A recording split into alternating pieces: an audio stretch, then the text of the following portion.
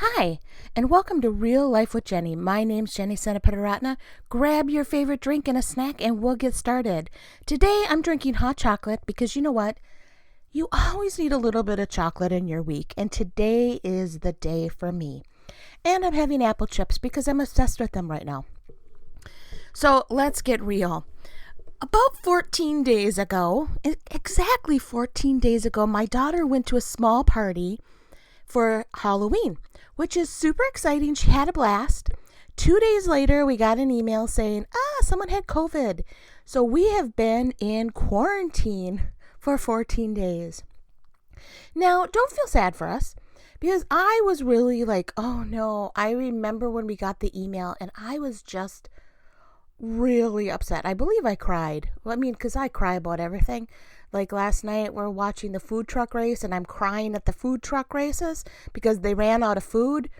Maybe I'm a little emotional. Anyway, I just have a lot of compassion. Maybe that's what it is.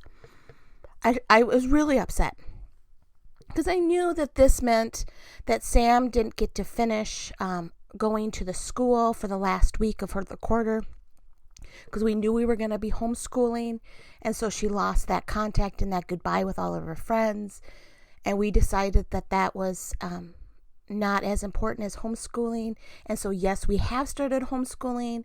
It is going really well. If you want to hear about it, we'll talk about it on another show. But so I was really devastated because I was like, okay, I've got all this stuff planned, and oh no, we're quarantined. And now technically I'm not quarantined from what I understand because I never came in contact with them. But we were being really safe because my daughter never showed symptoms. So we're in the middle of this quarantine, and I don't know, about 10 days in, I woke up that morning and started getting ready and going through the routine of life, and it hit me. My life is no different in quarantine than it was before quarantine. Nothing has changed. What is going on? It really shocked me. And because I no longer work outside the home, I do have a very small job that pays the bills. Well, doesn't really pay. Okay. I have a really small job at my former job because they needed someone to come in and once a week come in and just basically do some cleanup with the program that they use.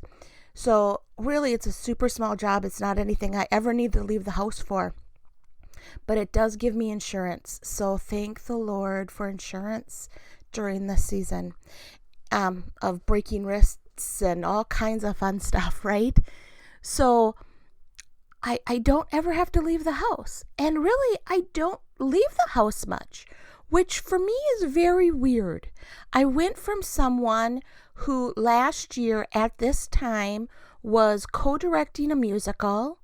My daughter was in volleyball. My daughter was in piano. And we were also doing church events, and I was working full time. So I went from someone that was very rarely home, that when I was home, I was basically sleeping, to someone that is very rarely outside of the house. Now, what this has to do with anything, I don't know. I just thought it was super interesting that you go through these seasons of life where all of a sudden you look around and you're like, how did I get here? How did all of a sudden my whole world come into a home? Where last year my daughter was in a school, she was super involved. My husband was on the road speaking all of the time.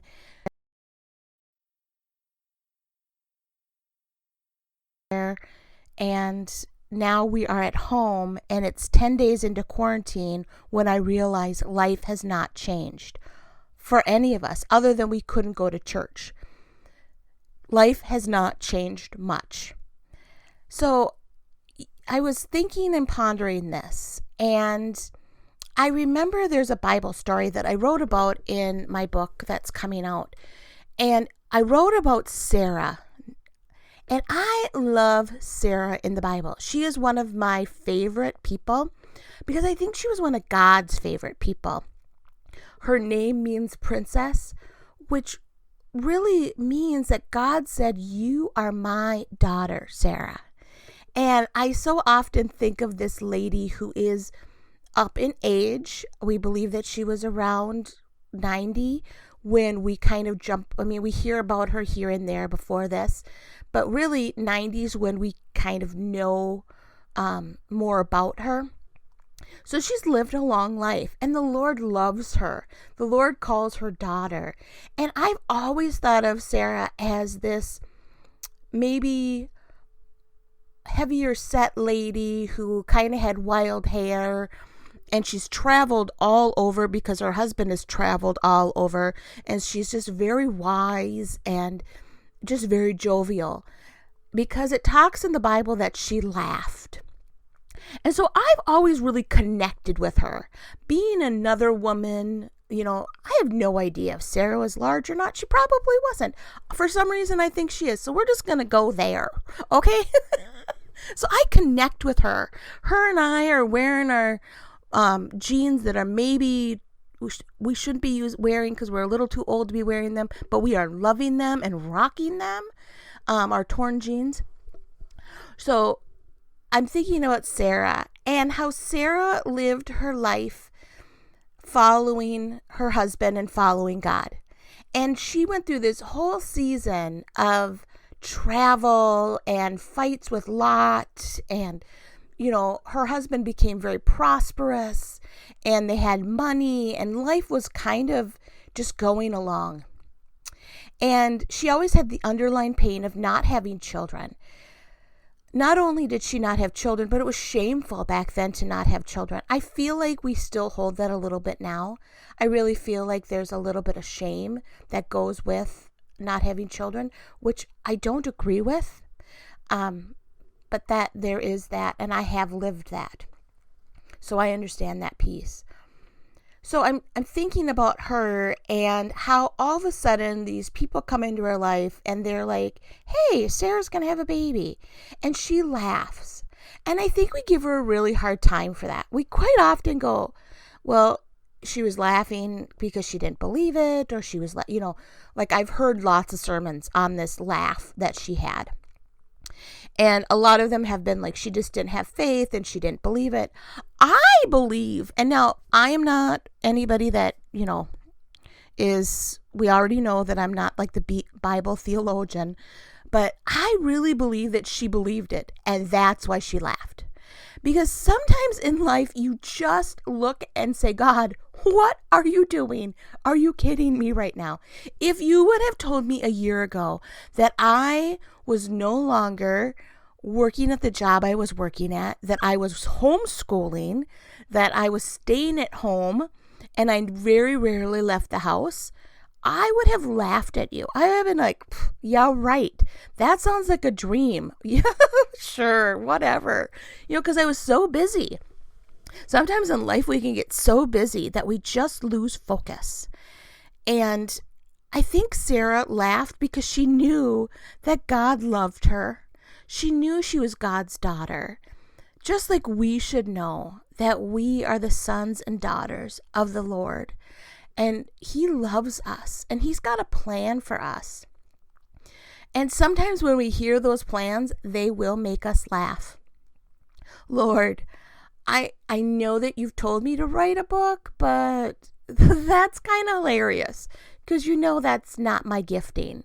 Lord, you really want me to stay home and homeschool my daughter? Do you know how bad I did in high school? Like, good plan. I think that she just had a really good sense of humor and knew that the Lord loved her. And when she had her son, her whole world changed. And in an instant, the Lord can tell you to do something and your whole world can change. In an instant, someone can say something in your life and your whole world changes. Like, you don't have a job. Your husband is leaving. Your kid is sick. I could start going down that list. There are so many things that are life-changing. And the Lord is standing there with us, knowing this is happening. And knowing that He's got a plan. So really what my focus was Sarah, and part of my favorite thing about Sarah is you never hear her yelling. You never hear her screaming. You never hear any of that. You only hear laughter. And I'm going to tell you, I'm a mom of an only.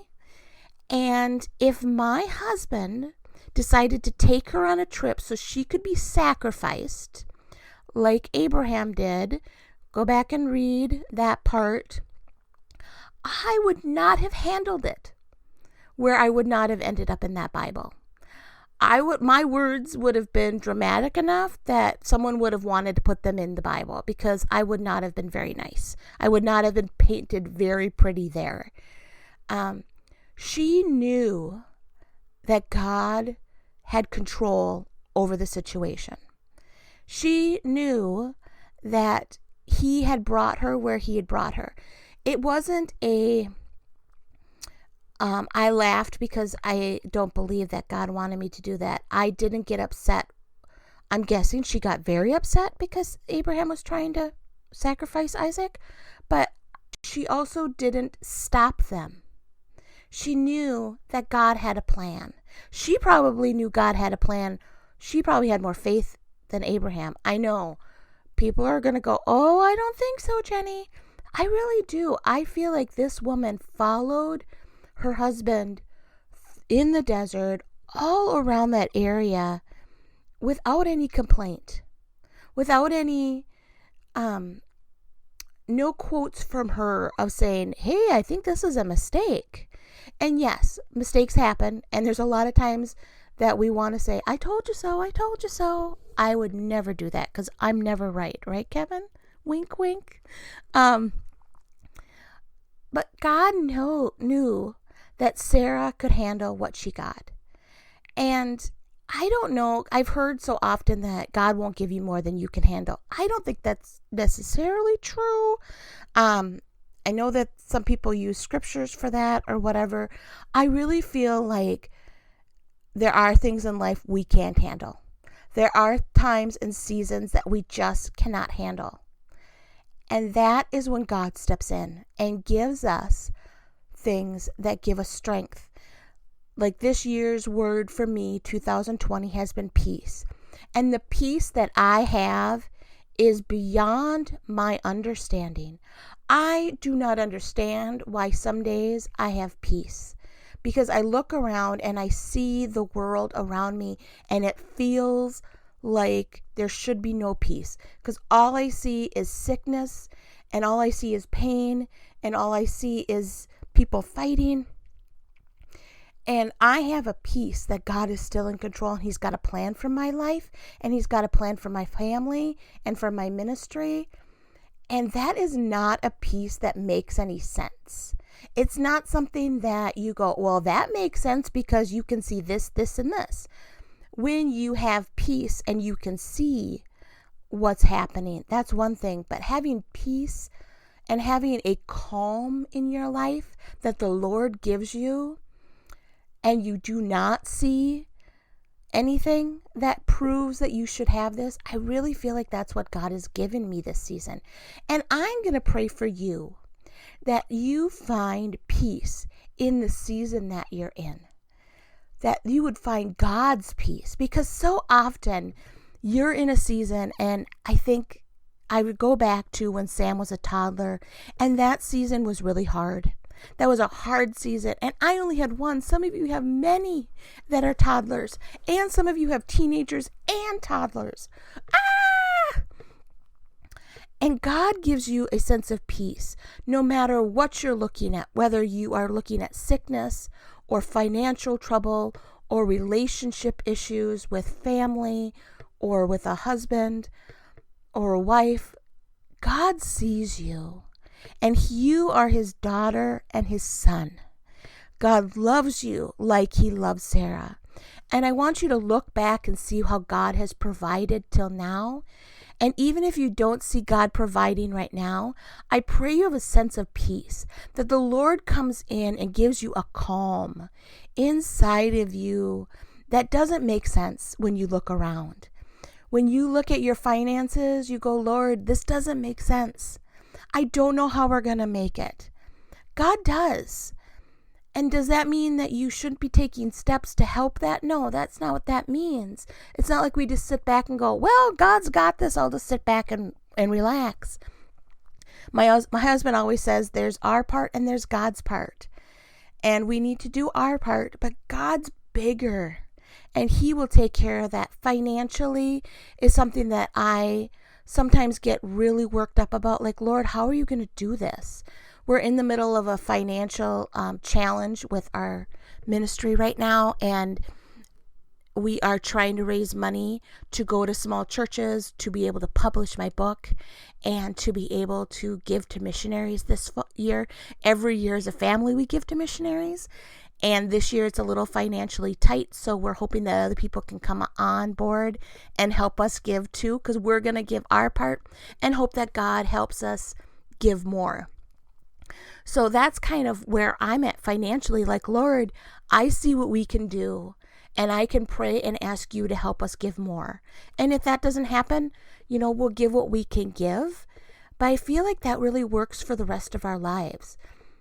We can bring our marriage to the Lord and work on ourselves and pray that the Lord works on the other person. We can bring our toddlers to the Lord and pray that the Lord gives us patience to help them get through that day, and maybe tomorrow will be a little bit better. It may not be, but the Lord knows the people that are sick and the finances in your life, and he wants to give you a calm and a peace in this season. So that is my prayer for you, that the Lord comes into your life and gives you a calm and a peace that is beyond the circumstances that you're currently in, that you look around and see that there should be no calm, and you have it in your spirit. Lord, I pray that you would bring a sense of calm to the listeners today, that you would help them see their circumstances from you, and that you are in control. You can find me at Real Life with Jenny on Facebook or Real Life with Jenny on Instagram. I would love to connect with you. If there's something going on that you need prayer for, please reach out and let me know. I would love to pray with you. You can go to christconnection.cc/Jen, and that has all my information there that you can look up and connect with me. You all have a blessed day. I pray that the Lord's calm would come into your life during whatever season you're in, and that you will know that God is in control of your future, and he loves you, and that you can laugh when God gives you a new plan. You all have a great day.